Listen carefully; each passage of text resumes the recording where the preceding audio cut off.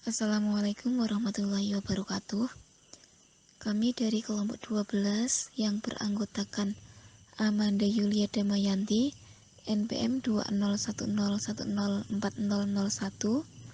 Rohmatun, NPM 20101040029, dan Handoko Wahyu Utama, NPM 20101041000, yang akan membahas tentang rasio laporan keuangan. Apa sih analisis rasio itu? Analisis rasio atau rasio analisis mengungkapkan hubungan antara pos-pos yang dipilih pada laporan keuangan. Hubungan tersebut dapat diungkapkan dalam persentase, angka, atau proporsi sederhana. Yang pertama yaitu rasio likuiditas. Rasio likuiditas yaitu rasio yang mengukur kemampuan jangka pendek perusahaan untuk membayar kewajibannya serta untuk memenuhi kebutuhan uang kas yang tak terduga. 1. Rasio lancar. Rasio lancar dihitung dengan cara membagi aset terlancar dengan liabilitas lancar. Rasio lancar juga sering disebut sebagai rasio modal kerja. Rasio lancar tidak memperhitungkan komposisi aset lancar. Contohnya, rasio lancar yang memuaskan tidak mengungkapkan fakta bahwa porsi dari aset lancar tersebut mungkin terkait dengan persediaan yang lambat bergerak. Setiap 1 euro dari kas lebih siap untuk digunakan guna membayar tagihan dibandingkan 1 euro persediaan yang lambat bergerak. 2. Rasio cepat. Rasio cepat dihitung dengan cara membagi jumlah kas ditambah investasi jangka pendek ditambah piutang neto, kemudian dibagi dengan liabilitas lancar. 3. Perputaran piutang usaha. Rasio ini mengukur berapa kali rata-rata perusahaan memungut piutang dalam satu periode. Perputaran piutang dihitung dengan cara penjualan kredit neto dibagi dengan rata-rata piutang neto.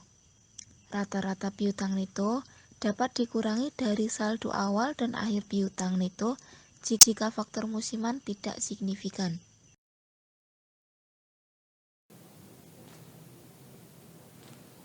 Perputaran persediaan mengukur beberapa kali rata-rata persediaan terjual dalam metode tertentu. Tujuannya adalah mengukur likuiditas persediaan. Perputaran persediaan dihitung dengan cara membagi beban pokok penjualan dengan rata-rata persediaan. Rata-rata persediaan dapat dihitung dari saldo awal dan akhir persediaan jika faktor musiman tidak signifikan.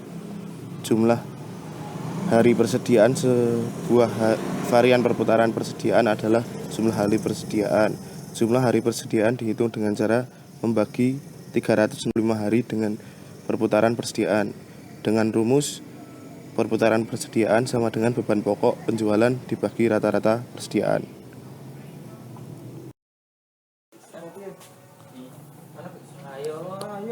Rasio profitabilitas. Profitability ratio mengukur laba atau keberhasilan operasi suatu perusahaan dalam waktu yang telah ditentukan. Laba atau rugi mempengaruhi kemampuan perusahaan untuk mendapatkan pendanaan melalui utang dan ekuitas. 5. Margin keuntungan atau profit margin. Keuntungan perhitungan persentase setiap euro penjualan yang menghasilkan laba neto. Margin keuntungan dapat dihitung dengan membagi laba neto dengan penjualan itu. Dengan rumus margin keuntungan sama dengan laba neto dibagi penjualan neto.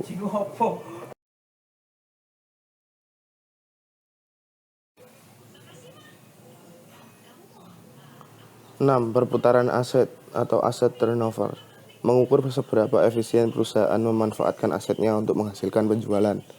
Rasio ini diperoleh dengan cara membagi penjualan itu dengan rata-rata aset. Hasilnya menunjukkan setiap euro penjualan yang dihasilkan dari setiap euro yang diinvestasikan pada aset kecuali faktor musiman yang signifikan. Rata-rata aset dapat dihitung dari saldo awal dan akhir total aset.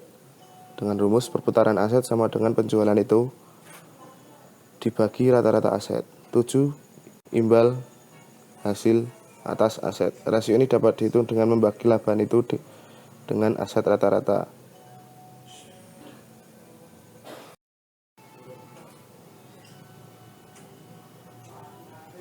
Imbal hasil atas ekuitas pemegang saham biasa. Rasio ini mengukur profitabilitas dari sudut pandang pemegang saham.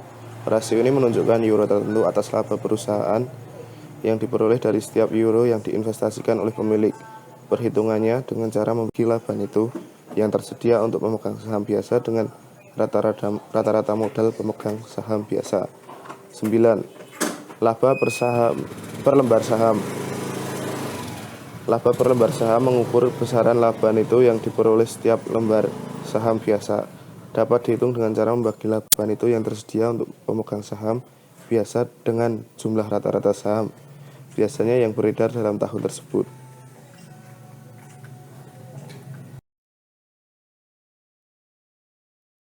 Yang selanjutnya yaitu rasio harga saham terhadap laba atau price earning ratio atau PER adalah cara yang sering digunakan untuk menghitung rasio harga pasar setiap saham biasa dibandingkan dengan pendapatan per lembar saham. Rasio harga saham terhadap laba mencerminkan pengamatan investor atas pendapatan suatu perusahaan di masa depan. Rumusnya yaitu rasio harga saham terhadap laba sama dengan harga saham per lembar saham dibagi laba per lembar saham.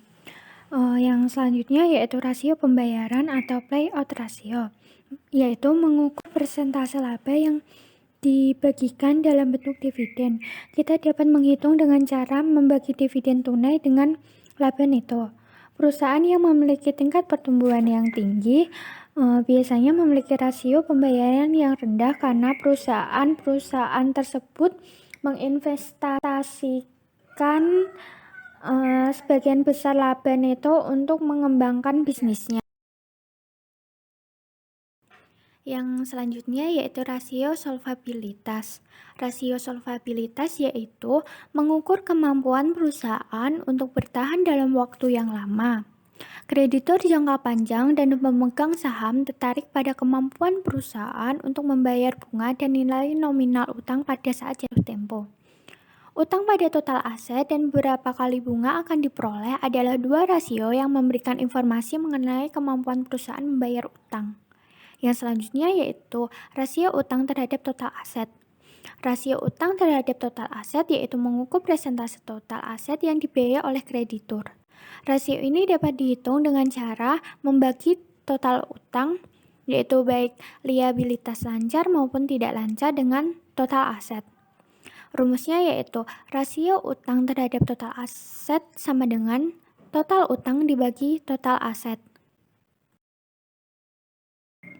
Yang selanjutnya yaitu rasio kelipatan bunga.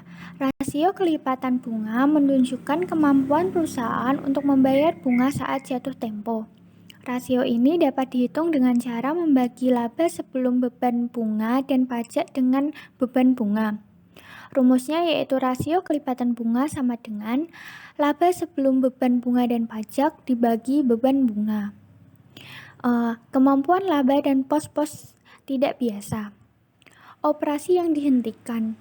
Operasi yang dihentikan mengacu pada penghapusan komponen yang signifikan dalam sebuah bisnis, seperti eliminasi konsumen kelas tinggi atau keseluruhan operasi. Mengikuti penghapusan komponen yang signifikan, perusahaan harus melaporkan laba ruginya dari laba operasional yang berjalan dan laba atau rugi dari operasi yang dihentikan. Laba atau rugi dari operasi yang dihentikan terdiri atas bagian laba atau rugi dari operasi dan laba atau rugi atas pelepasan komponen.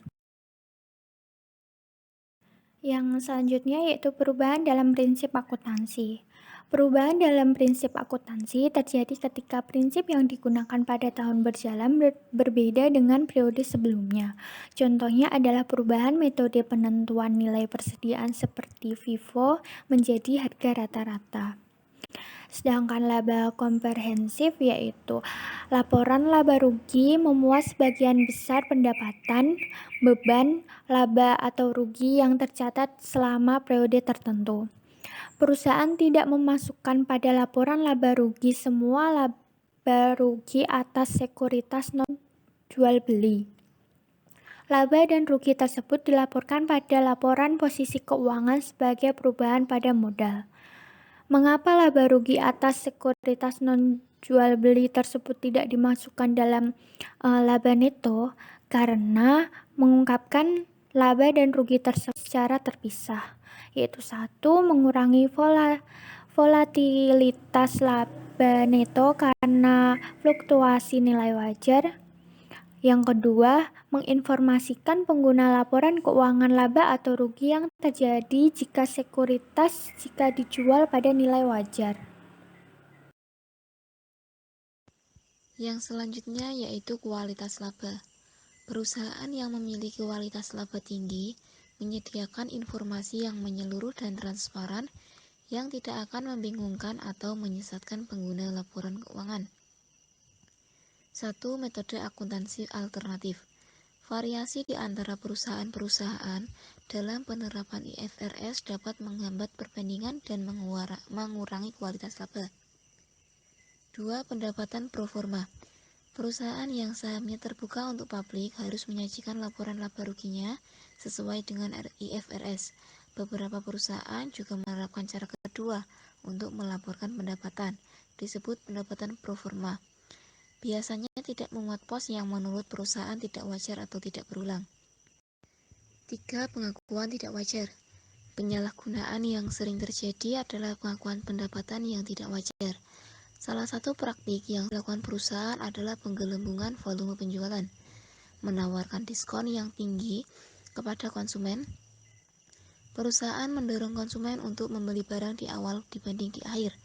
Hal ini memungkinkan perusahaan melaporkan pendapatan yang bagus pada periode berjalan, tetapi hal itu sering membawa bencana di periode berikutnya karena konsumen tidak membutuhkan barang tersebut di periode berikutnya.